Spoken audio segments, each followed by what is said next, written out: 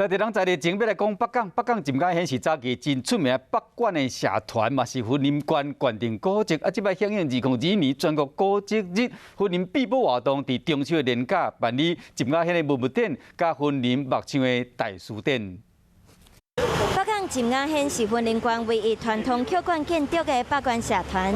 1801年10月份正式公告是县定古迹了后，开始进行修复。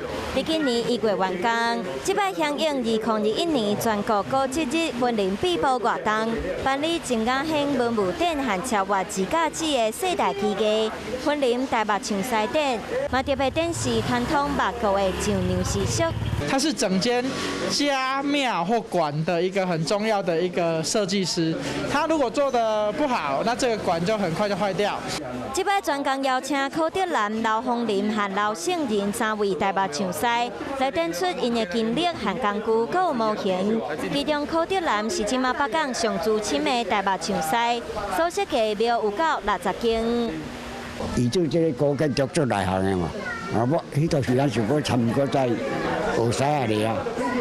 刘凤林大木匠师是云林县无形文化资产保存技术保存者，嘛是北港浸甲县的守护工程。家族4代拢是大木匠师，精通日式、汉式的大木技艺。另外，刘胜仁大木匠师是刘凤林的徒弟，嘛是台湾第一位得到文化部3张匠师证照的人。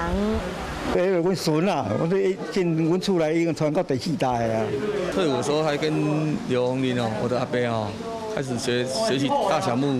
云林县有216个有形文化资产，县府今年以云林必保做主题，响应全国古迹日，9月18到10月初3，串联全境17个馆舍，嘛举办42场相关活动，推广地方文化。